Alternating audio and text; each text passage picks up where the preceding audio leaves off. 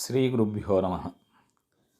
కార్తీక పురాణంలో 14వ అధ్యాయాన్ని వశిష్ఠుల వారు జనక మహారాజుతో ఈ విధంగా చెబుతున్నారు.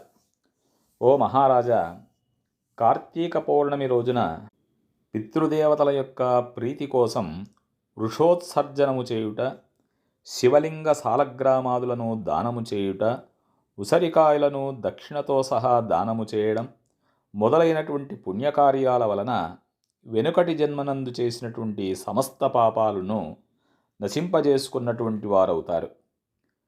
మత్స్యపురాణంలో ఈ విధంగా చెప్పారు. కార్తిక్యాం యో వృషోత్సర్గం కృత్వానక్తం సమాచరేత్ శైవం పదమవాప్నోతి శివవ్రతమిదం స్మృతం.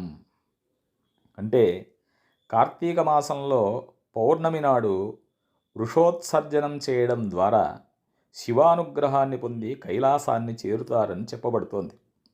దీనినే శివవ్రతం అని కూడా అన్నారు. ఆవును కానీ ఎద్దును కానీ దానము చేయడాన్ని వృషోత్సర్జనం అన్నారు. కొన్ని గ్రంథాలలో ఒక ఎద్దును, ఆవును, దూడను దానం చేయాలని సూచించారు. ఆవు యొక్క కోడెదూడను అచ్చోసిన ఆంబోతులాగా విడవడాన్ని కూడా వృషోత్సర్జనం అని చెప్పారు.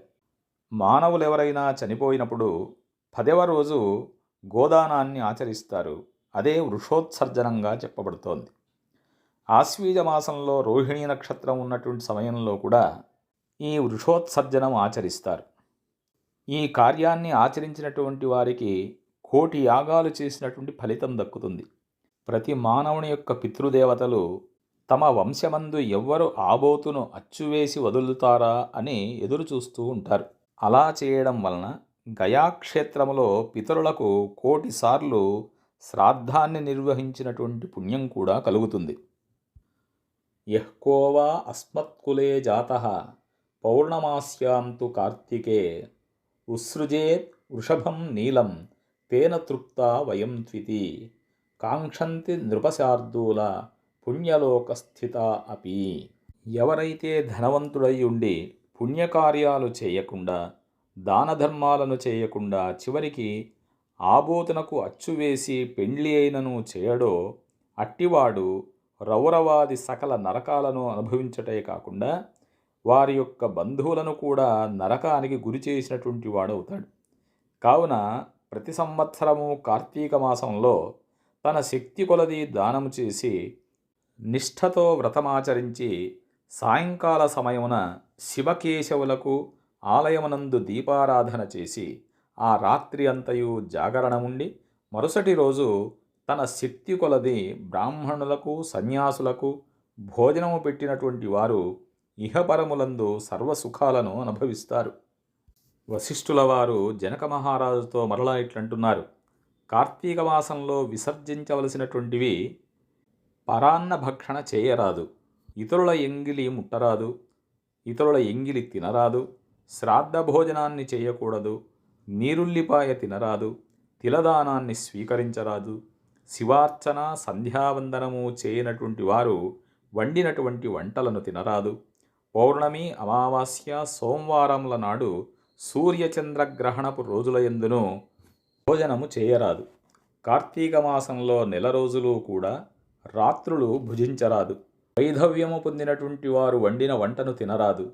ఏకాదశి, ద్వాదశి వ్రతములు చేయువారలు ఆ 2 రాత్రులు తప్పనిసరిగా జాగరణ చేయవలెను. ఒక్క పూట మాత్రమే భోజనము చేయాలి. కార్తీక మాసంలో తైలము పూసుకొని స్నానము చేయరాదు. పురాణాలను విమర్శించరాదు.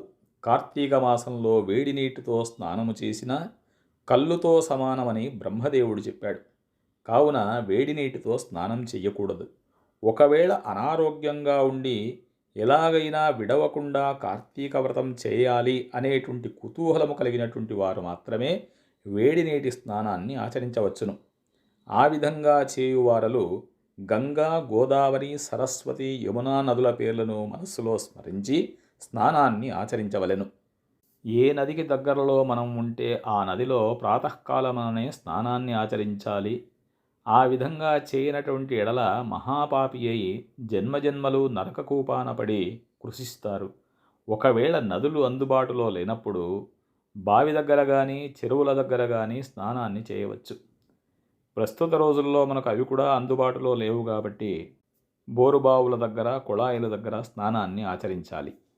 స్నానమాచరించే సమయంలో గంగే చ యమునే చైవ గోదావరి సరస్వతి నర్మదా సింధు కావేరి జలేస్మిన్ సన్నిధిం కురు అనేటువంటి శ్లోకాన్ని పఠన చేస్తూ స్నానమాచరించడం ఉత్తమం. కార్తీక మాస వ్రతము చేయువారు పగలు పురాణ పఠనము, శ్రవణము, హరికథా కాలక్షేపాలతో కాలాన్ని గడపాలి. సాయంకాలమున సంధ్యావందనాదికాది కృత్యములన్నీ కూడా ముగించి పూజామందిరములో ఉన్నటువంటి శివుణ్ణి కల్పోక్త ప్రకారంగా పూజించాలి. ఈ విధంగా కార్తీక మాసమంతా కూడా పూజించి శివ సన్నిధిని దీపారాధన చేయాలి. ఈ విధంగా శివపూజ చేసిన ఎడల ధన్యుడవుతాడు మానవుడు. పూజానంతరము తన శక్తిని బట్టి బ్రాహ్మణులకు సమారాధన చేసి దక్షిణ తాంబూలాది సత్కారాలతో సంతృప్తిపరచాలి. ఈ విధంగా చేసినట్లయితే 100 అశ్వమేధ యాగాలు చేసినటువంటి ఫలము, 1000 వాజపేయ యాగాలు చేసినటువంటి ఫలితము కలుగుతుంది. ఈ కార్తీక మాసం నెల రోజులు బ్రాహ్మణ సమారాధన, శివకేశవుల సన్నిధిని నిత్య దీపారాధన, తులసీకోట వద్ద కర్పూరహారతులతో దీపారాధన చేసిన ఎడల వారికి, వారి యొక్క వంశీయులకు, పితృదేవతలకు మోక్షం కలుగుతుంది.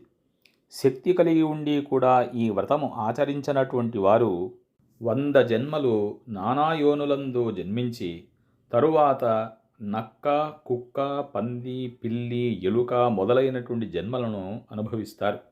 ఈ వ్రతమును శాస్త్రోక్తముగా ఆచరించిన ఎడల 15 జన్మల యొక్క పూర్వజ్ఞానం కలుగుతుంది.